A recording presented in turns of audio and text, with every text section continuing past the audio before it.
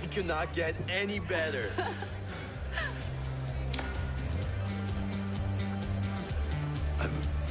I'm sorry. Don't be. Hello everybody, I'm Coco Cosmos, and it's been a while since I've done a ship talk video. So, keeping with the Degrassi theme, I'm gonna talk about Emma and Spinner, and mostly how it doesn't add up. Even the writers were like, we've made a mistake. Now, usually I would do their friendship and their behavior around each other, but if you watch the show's seasons 1 through 8, and as you can see on the Degrassi wiki, they don't interact that much. So, I will be changing up the format. Before the movie.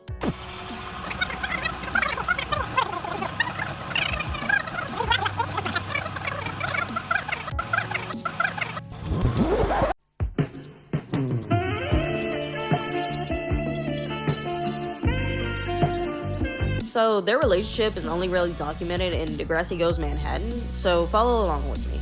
Okay, so class of 2008 has graduated, and Jane has plans to attend college in California on scholarship, which sends Spinner spiraling.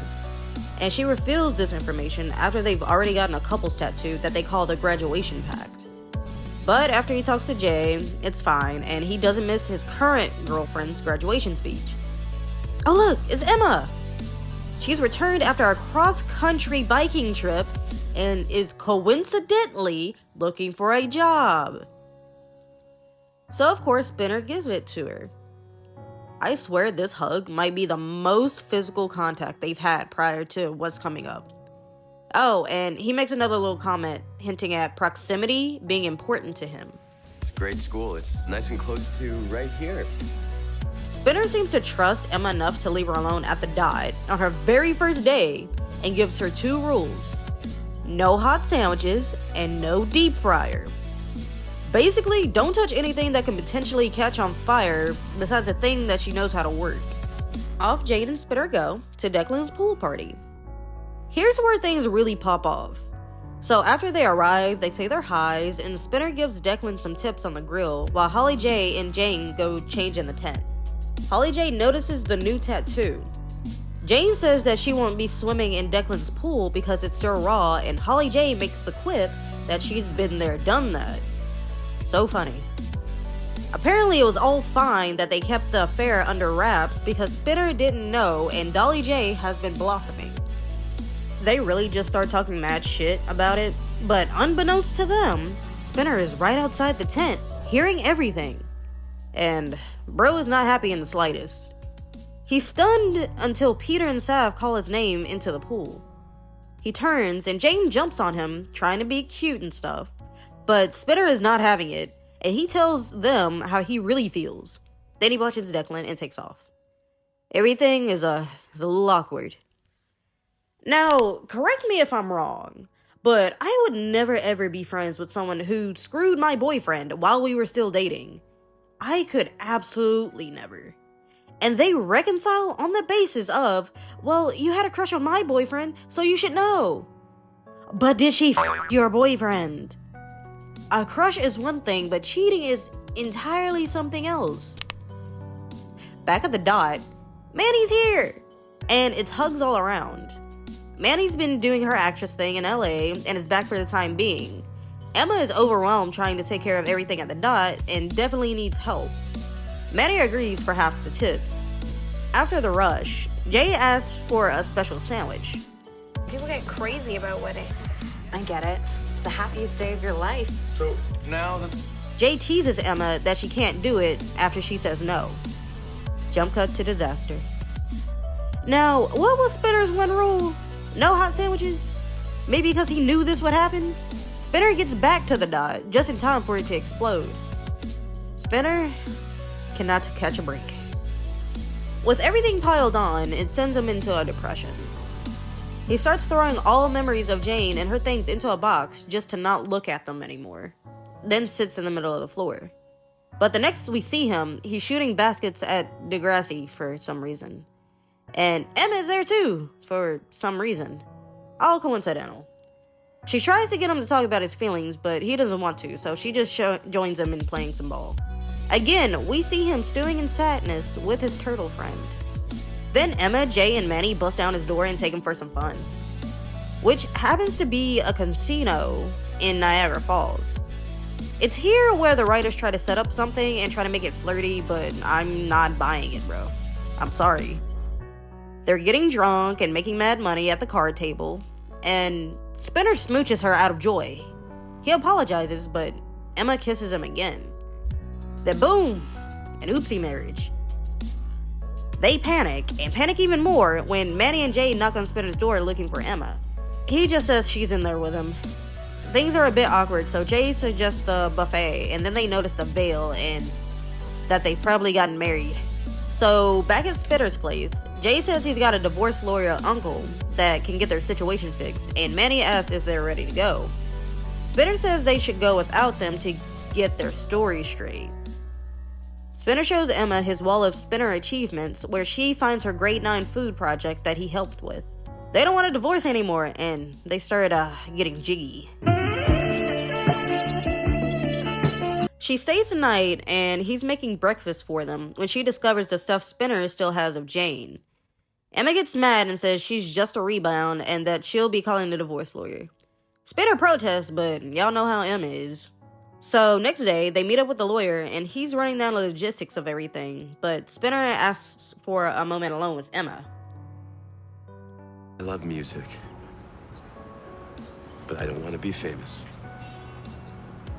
I love my job, but I don't need to be rich. I love my loft, my city, my friends, and I don't like change. This tells me everything I need to know about the relationship. But I'm glad one thing did.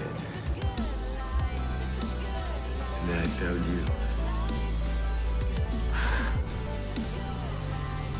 Who needs fame or money when everything you could ever want wakes up beside you? And what if what happened in Niagara Falls, what if that was for a reason, you know? Y'all mean to tell me this is some hidden love thing that was never hinted at beforehand? Not even a childhood friends to lovers thing? Emma proposes again, but to have an actual wedding this time. And they kiss. Later that night, they're watching a movie when Jane calls. He tells her that he's marrying Emma and about the wedding on the beach. He thought it'd be best to hear it from him. Jane is heartbroken and hangs up the phone. Everybody thinks Emma and Spinner getting married is a god-awful idea. So let's take a tally. The characters, the actors, the fans, and the writers themselves thought this was a bad idea. They even let them date first, like sheesh. Emma and Spinner start talking about the wedding, and they're getting weird about it too. Then Spinner goes to take out some frustration on the burned down dot counter. Then his boss comes in and says this. You know, this fire was a blessing in disguise. Sometimes good things come from accidents. Spinner has a light bulb moment and sprints into Emma's parents' house. He confesses his love for her, and Spike and Snake are hella confused. He gives a whole speech about how she's perfect for him. And again, the parents are in shock and awe, but we ball.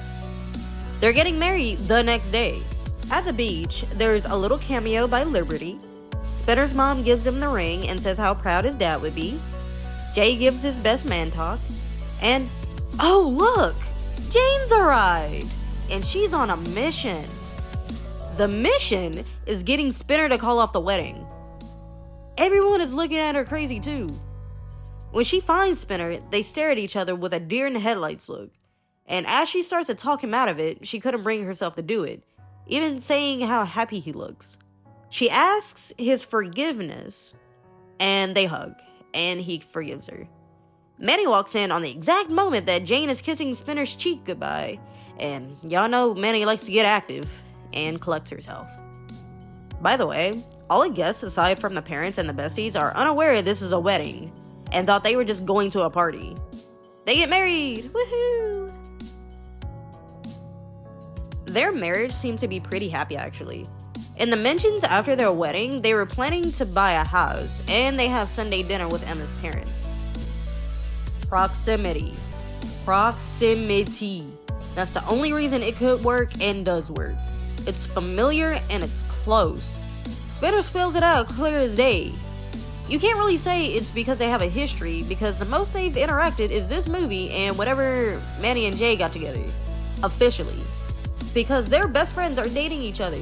The best outcome, honestly, would have been them both either staying single or finding off-screen partners that hype them up to be the best they can be. I could 100% believe Spinner is happy just staying in his hometown and running the local coffee shop / hangout spot.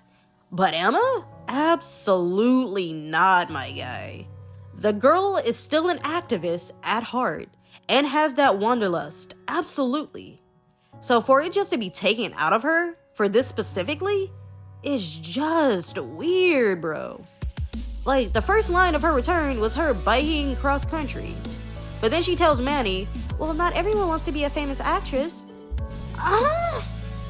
She literally joined Purple Dragon as a protest because she knew all eyes would be on her. Like, get real. Emma is not happy being regular. And that's cool.